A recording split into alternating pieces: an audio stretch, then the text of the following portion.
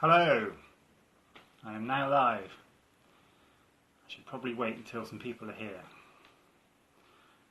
I'm much more nervous than I thought I was going to be.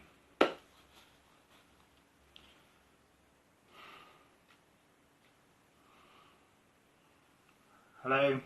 Oh gosh, I'm not sure I can read everyone's names. Hello. Hello John. Hello May, I think. Hello Gabby. Hello Evie. Hi. Should I wait until more people have joined? Should I have read the instructions a bit more clearly? Maybe I'll just get started in a minute. I'm just going to check what it says.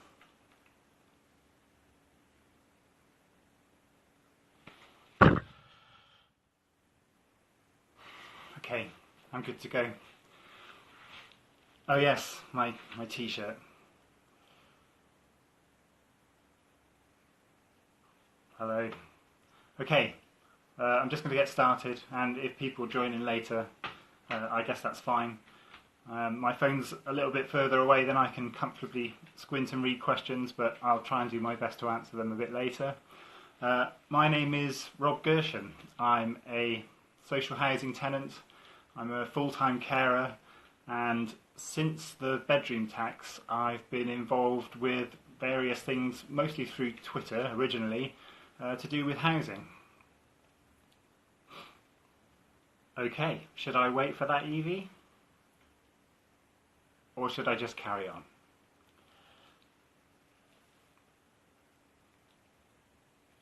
Hello.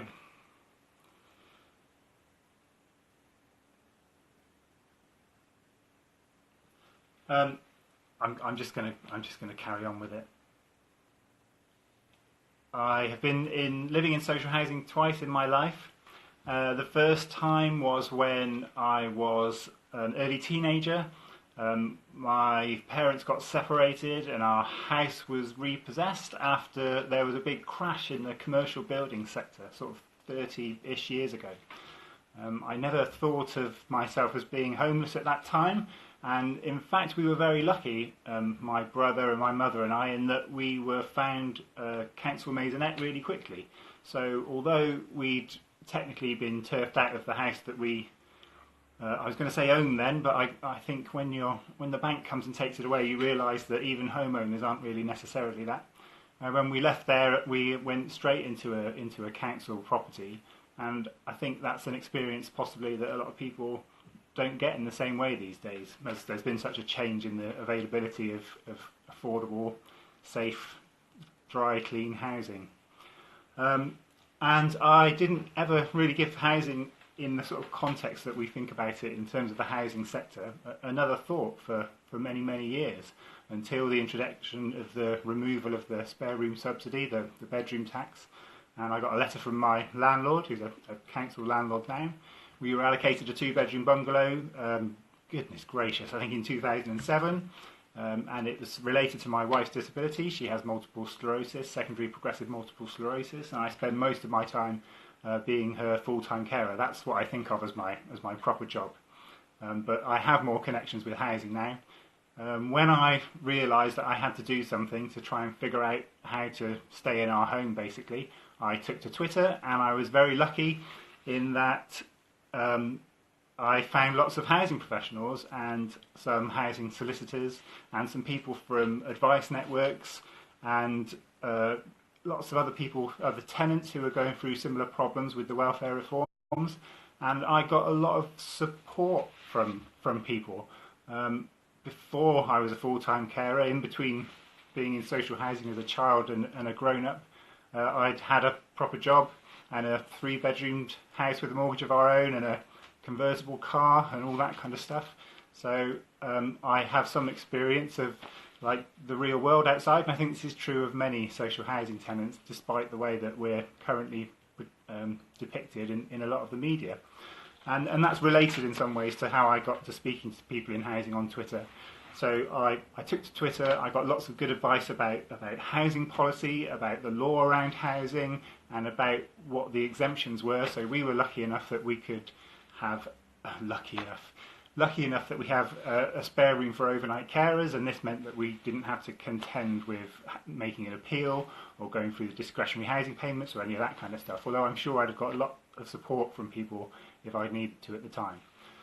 I can't name check everybody that I've kind of spoken to over the years, but in the beginning, Aileen Evans, who's now the chief exec at Grand Union Housing, was really helpful to me in sort of pointing me in the right direction over things like local housing allowance, and all the jargon around it was a mystery. And I think anyone coming new to housing will find that there are several publications out there where you have a dictionary of housing terms, and a lot of them are still confusing to me even today. So Aileen gave me a great load of help, and then through Aileen I was introduced to other people who had joined Shout, the campaign for social housing. I started blogging about our experience of why we didn't want to get evicted and all that kind of thing. And John Land was the editor of 24 Housing magazine at the time, picked up something that had been put into the public domain by a group called Council Homes Chat. At the time when there was kind of the beginning of a peak of poverty porn and council homes, how to get a council house and Benefit Street and all that kind of thing, a small group of housing professionals took to Twitter to challenge some of the less reasonable comments that members of the public were making about people who lived in housing having an easy life, or getting their housing paid for free, or being scroungers and not workers and all that kind of thing. And I can't quite put into words what a difference that made to me. I'd already got a lot of support from other tenants and from people like Giles Peaker and Jeanette Canlin, who are housing solicitors, who kind of helped with the technical stuff. But the idea that people who worked in housing were also on side and were willing to kind of go public with the idea that the experiences that they show on TV aren't the ones that they have every day in their work was really important to me. It was great. Sorry, I'm just going to keep talking because the comments are too small. John Lamb picked up a piece I'd written, which was, I think it was titled Cutting the Grass, and really it was just my way of, in a slightly sarcastic way, asking a question about what happens to communities if you decamp people from them because you think they've got one more bedroom than they need, when in a lot of cases people haven't.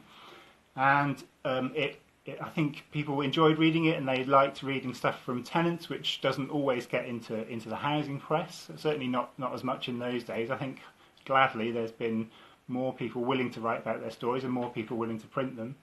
And this year, after the Grenfell Tower fire, there's been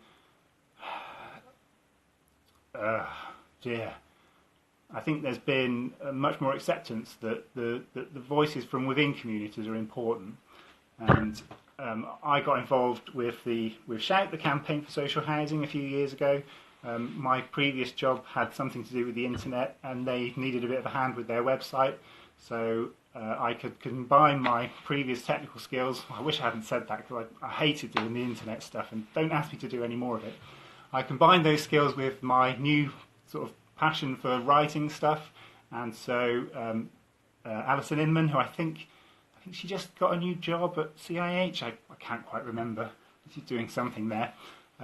Alison kind of helped me to look at broader policy issues and to question about what we use the way we communicate for. So people say that sometimes when they read things, they're influenced by them, and I still doubt that every time I ever write anything or every time I ever meet anyone. But since kind of getting involved with the campaign for social housing, I have been along to a number of conferences, and I've spoken at some sort of political fringe events and all that sort of thing, putting the case for... Yes, I know Alison's the president. That was me being sarcastic, I can't help it. Putting the case for more affordable, genuinely affordable social housing.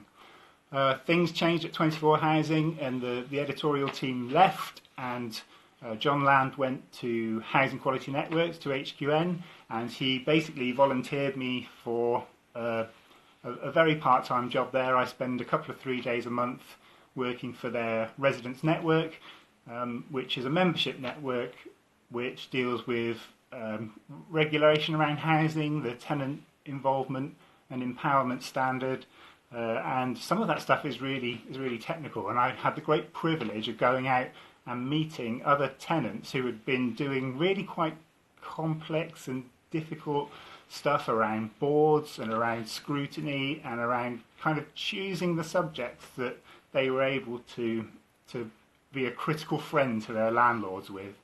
And I've been doing that for about 2 years now. And this means that I can go out and travel around the country. So every quarter we have networking groups, and I keep saying "and" a lot. And we have our annual conference next week, where we've got speakers like Sir Bob Kerslake and Karen Buck MP is coming to talk to us about the Homes Fitness for Habitation law that she's hoping to get passed next year in January. And we've got a range of speakers from within communities and from people who have housing mutuals. And it's not an advert for my conference, sorry. I just wanted to give an idea of how far I've come, I guess, in myself, from just writing stuff on a blog on the internet to bringing people together to try and make the relationship between tenants and landlords better. I had no idea any of this existed at the time when I started writing. I think there is a housing bubble, and I think that's still a bit of a concern now, in that I'm inside it, and I think it's harder from inside it to see how a lot of the messages don't get out. But this is why social media, amongst a number of other things, are so important, I think, in spreading those messages. I'm just going to look down for a minute to check the time, because I have no idea how long I've been waffling on for, and I don't want to make you all late. That's fine. I've got another few minutes. So, what else was I going to talk about? I put myself off by distracting myself with my clock. Carers, I suppose. I'm going to spend a little bit of time back talking about my full-time job, about carers. A lot of the narrative about social housing has changed, not just in the way that it's done through Benefit Street, but I think in a lot of ways over the last few years, housing policy has meant that we're looking at, sorry, I wasn't going to talk about high housing policy, it's meant that we look at genuinely lower social rents as a kind of emergency service. And I think that's become problematic in terms of where we are now with sort of affordability and all that kind of stuff. And I guess what my mission is at the moment is to marry up all the things that I've done so far, so we get a big issue. Yes, the housing bubble is a big issue. Thank you, Catherine. Hello. So kind of marry up all this stuff about narratives about the people who live in social housing, not just from outside, not just from Channel 5, but from landlords as well, and from trade bodies. And I know there's been a move by the CIH and the NHF as well. And obviously the housing minister is now touring the country. I think he's seven roadshow events through his 10 or maybe 12 housing roadshow. And I've had a little bit to do with that as well. There's a group of tenants kind of headed by Nick Bliss, who some of you may have heard of from I can never remember what CCH stands for, Confederation of Cooperative Housing. And we're just trying to at least help drive the conversation around how we listen to voices that perhaps we don't listen to, even traditionally, through things like organised tenant involvement and scrutiny and all that kind of stuff. You know, I think there has been an awareness this year, that stuff doesn't work for everything.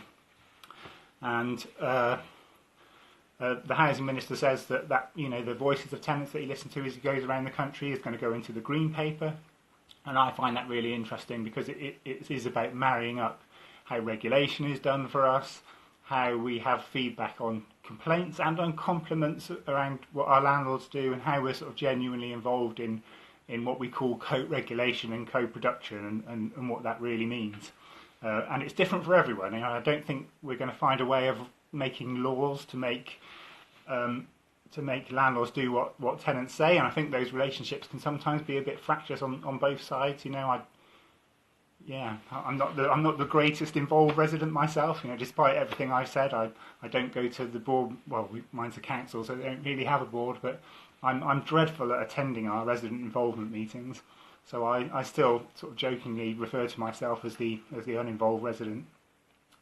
Okay, it's 12:45, and the schedule says I have to move on to things about questions. So I'm going to shut up for a minute and let you ask me stuff and hope that I can... Hello Eden, sorry I haven't said hello to everybody. Right, yes. So how do I scroll back to see if there are other questions? We are never going to agree on everything. That's fine. I think we're allowed not to agree on everything, Ross. I think we have different priorities sometimes as landlords and as residents, and that's okay. I think whatever shape any changes in regulation or relationships between tenants and landlords take in future, it's about compromise to some extent. Although, of course, there are other models like cooperative housing where and mutuals where the divide between the two halves isn't quite so wide. Scone or scone? Yeah, I was born in the West Country, so it's scone for me. Sorry, mostly everybody. Who inspires me, Evie? That's a really good question. I think, I mean, it'd be easy to say a lot of the big housing names that I've come into contact with, but actually it's the tenants I've met through Twitter. So people like Paul Rutherford, who took his bedroom tax case to the High Court and beyond. People like Philip Green, who I follow on Twitter, who just won another employment and support allowance tribunal. You know, there's all this stuff going on which is alongside housing and which very much threatens people's housing, which I think we often don't talk about. But I think the people who are willing to, you know, put their homes at risk essentially to fight really difficult court battles just to be able to, you know, have a fair shake at living somewhere safe and affordable. Scroll. Okay. From what place does the passion for my involvement or activism come from, Rob? It was anger. Thank you, Ross. It was I was really angry about the bedroom tax, and then when I started reading about other stuff in the welfare reform bill, I got really angry about that too.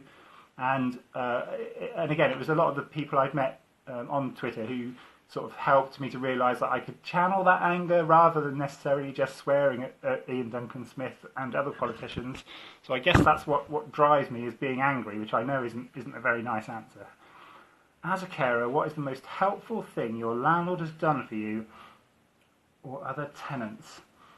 They were actually pretty understanding. Through all the welfare reforms about the spare room stuff, I mean, they explained clearly what our options were. But I guess the most useful thing is the disabled facilities grant stuff, where I'm able to be an effective carer because we've got stuff like flat floors and we live in a bungalow and ceiling hoists and all that kind of thing. I know that's also a bit boring. If I could change one thing about housing in England, what would it be? I have a really long list. Thank you, Catherine. I have a really long list of things. I'd have to start with abolishing or changing the bedroom tax so that it's in some way practical. I know there are much bigger issues around welfare reforms. I know there are much bigger issues around the funding of genuine council housing. So it's a toss-up for me. Personally, it would be abolishing the bedroom tax because I feel like that's what brought me here. But on a more practical level, it would be about the government funding, capital funding, which is, you know, an investment to build proper social rent homes so that the rest of the housing market would also benefit from it. I'll put a link to the report in somewhere. If I'd start a job at a housing association, thank you, Gabby, what kind of role would you like to get? If I'd start a job at a housing association, I mean, that's really good. Is it? Yes, it's a serious question. I don't know. I think I am in awe of the work that the customer involvement teams, I don't really use the C word very often, but the resident involvement teams and the tenant teams do. I think there's often a bit of a disconnect between what frontline staff are doing sometimes and what the corporate messaging is around housing associations. But certainly all the people I meet who are involved in that side of it are brilliant, basically, as are the residents themselves. So I guess I'd start there with the resident and tenant involvement stuff, because there are some really good examples out there of people genuinely listening to what tenants are saying and taking it on board and including them in the decision making process. But that's not the case everywhere. So I guess I'd try and pick somewhere that might not be doing as well as it could and improve it. Yes, Ross, I think we all quite like swearing at Ian Duncan Smith. But there comes a point where, certainly when you go along to things like housing conferences, I often have his picture on some of my slides as as one of my inspirations, and for other reasons. But I do think that there's a time and a place for a bit of swearing, but sometimes it can get in the way of the conversations. Oh, goodness, there's still more time for more questions. Is that your role? Thank you, Gabby. Yes, that's good. Yeah, no, I think it's a great place. I think we do feel this sense that sometimes the board membership for residents and tenants is slipping away a little bit. There have been a lot of changes from the Homes and Communities Agency around making people professionals or having to have financial knowledge or knowledge of how businesses work. And of course there's a place for that in what are essentially, even more so now after being reclassified as on the public books. There's a place for that important stuff. But I do think there's a risk of kind of getting detached from what your customers want. And I think when we talk on Twitter a lot of the time with other people, I think there's a sort of a sense of disbelief almost that companies can operate businesses not without doing what their residents, not without doing what their customers say, but at least sort of appreciating the things that they're talking about. And that's why the housing ministerial stuff is so interesting, because there's a possibility, they're talking about it going into the Green Paper, and there's a possibility about you guys not having any choice about what you do in the future, possibly. What do I want to come out of the meetings the Minister is holding with tenants? I suppose this has all been triggered by the Grenfell Tower fire, and the Minister. I've been to one of the events. I was supposed to be at more of them, but I've broken my ankle, and this has made it difficult for me to get to some of them. And the Minister himself says that the views, he's actually really good at those meetings. I have a lot of time for swearing at politicians, as I've mentioned before, but I was quite surprised about how open and honest he was, and about how he encouraged everyone else to be open and honest, because there's little point in him coming along to listen to what people say if we don't tell him the truth. I think there is a way. I want there to be a way, a framework of the things that tenants and residents and customers say, making it into the way that policies are made. And I think that's a little bit separate from what we think of as tenant involvement and engagement at the moment. I think that's fine, but I think it's a little bit cosy, and I think sometimes that means that things that need to get addressed don't get addressed. I think we manage involvement and engagement sometimes rather than enable it, if that makes sense. Right, okay, I'm looking for more questions. Yeah, there are a lot of vile stereotypes, Ross. I think it's good. I think it is good to hear from people, yes, like me, I suppose, who maybe challenge some of those stereotypes. I am still kind of in awe. I met a guy called Matt Bromley from Optivo Homes, and I put him on the stage at HCREN's annual conference, and I think finally I understood what people meant when they say to me that tenants just being present at things makes a big difference, and hearing people, residents, discuss things in a way that isn't about smoking and trainers and flat screen TVs is important in itself.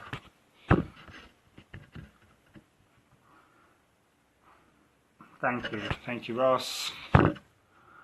Research has, oh goodness, shown that people who swear are often more intelligent. Oh right, okay. Oh bloody hell. Where's the capital S?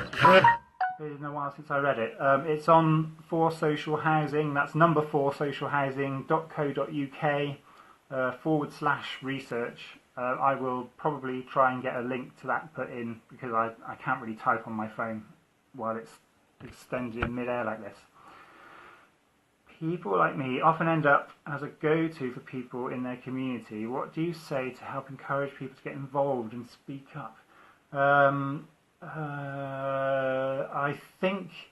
think that is in a way that's about the broader involvement and empowerment gig. I think when people see other people being helped, I think that is a great inspiration. And a lot of the things that we want from our landlords, I know it's very boring, are about repairs and maintenance. And I think that's the best starting point. One of the slides I had on my uninvolved residents speech a couple of years ago was the Incredible Hulk, and I think a lot of people only interact with their landlords when they're angry about something, talking about being angry again. And I think it's really easy to be put off by being angry, but I think that's often a sign that somebody is willing to engage with you, even if they start by swearing at you. But it's an eternal question, Evie, about how to promote resident involvement and empowerment.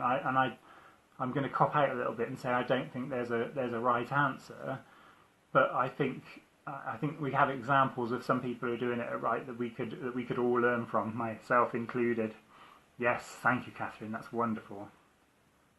It is bread and butter stuff, but the other thing I've found lately, since I've been working as an associate at HQN, I think sometimes I feel like the things that I used to say are more difficult to say now when the landlords that I sometimes want to comment about are our members. Now, I know I shouldn't really worry about that because Alistair McIntosh is the CEO and he is always honest and open about his opinions about things.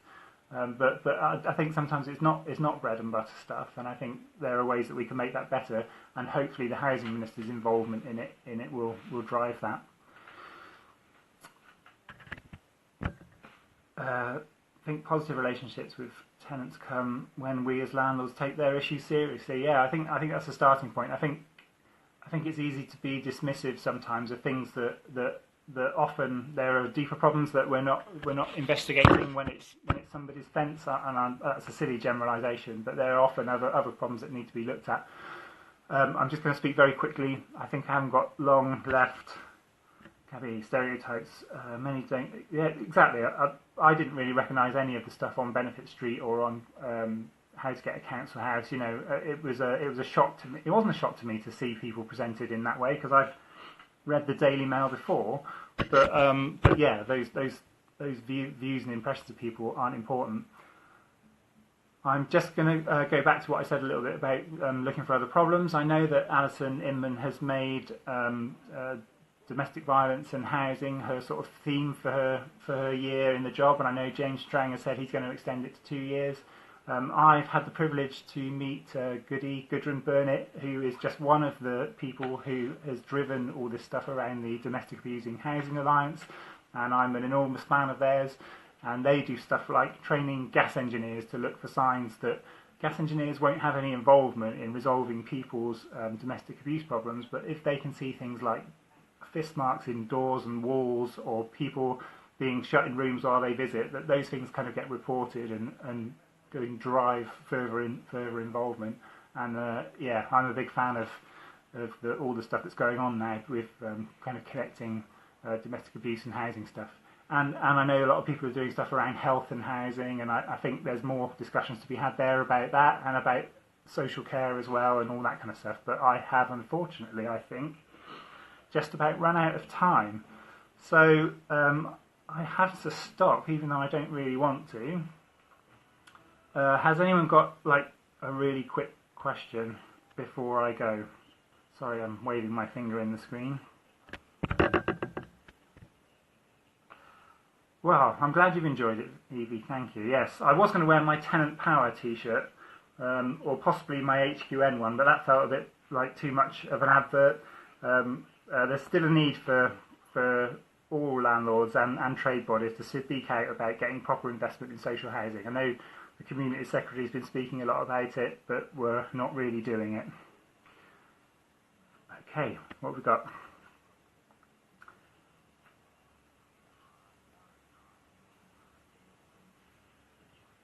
Okay, thank you, Ross. Yeah, no, it's good. It's good to include those things. Yeah, absolutely. Yeah, joint visits. Yeah, all kinds of stuff goes on around tenant power around domestic violence stuff. I think it is really important. Sometimes nobody else has access to homes where these kind of things are going in, beyond the annual gas visit. Thank you. Hope you've enjoyed it. I have to go now too. Otherwise, I will happily be here all afternoon, going on about myself. I'm going to try and press the right button and make sure that this can be saved for the next 24 hours. I'm happy to discuss anything on Twitter if anyone wants to follow anything up. I'm at Simplicitly. There's an L in the end there before the Y. Yep. Thank you. I'm glad you've enjoyed it. I hope it's been useful. I'm conscious that the brief said that I had to try and talk about things that young people found interesting, and I think that was probably too much of an ask for me. Thank you, and good afternoon.